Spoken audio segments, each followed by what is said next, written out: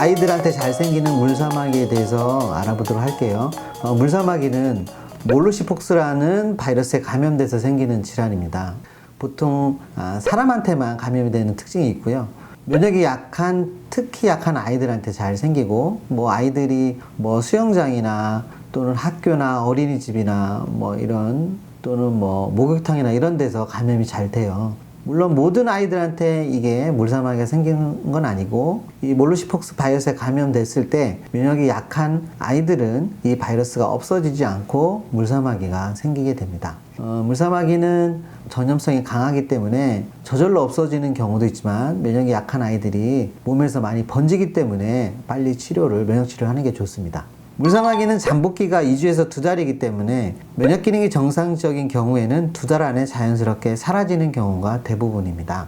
하지만 2달이 지나도 번지면서 개수가 많아지거나 가려움이 있거나 하면 면역 기능이 떨어져서 바이러스가 소멸되지 않은 상태이기 때문에 면역 기능을 회복해야 물사마귀가 없어집니다. 그리고 아토피 아이들 같은 경우에는 이 피부의 면역 기능이 많이 떨어져 있는 상태이기 때문에 물사마귀가 잘 생기고 또 자연스럽게 없어지지도 않습니다. 물사마귀에서 가장 주의할 사항이 있습니다. 그거는 물사마귀는 몸에서 잘 번진다는 건데요. 주로 어느 부위를 긁거나 문지르거나 이렇게 하게 되면 미세하게 상처가 나면서 번질 우려가 많이 있습니다.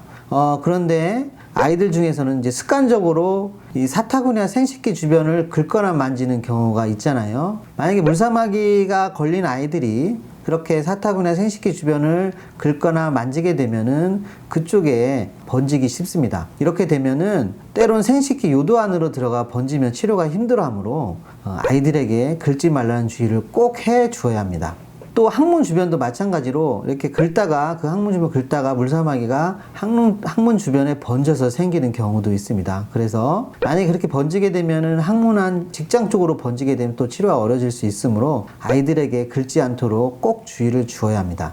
물사마귀 치료는 레이저 치료나 긁는 방법으로 치료를 하는 경우가 있는데요. 만약에 한 번에 레이저를 제거를 해서 없어지면 괜찮은데 지속적으로 재발하는 경우에는 면역 치료를 하는 게 좋습니다. 물사마귀를 없앤다고 해서 피부 속에 남아있는 물사마귀를 생기게 한 바이러스가 제거가 되지는 않기 때문이죠. 반복적으로 제거를 하다 보면은 나중에 흉터나 색소침착이 생길 수 있기 때문에 주의를 해야 됩니다.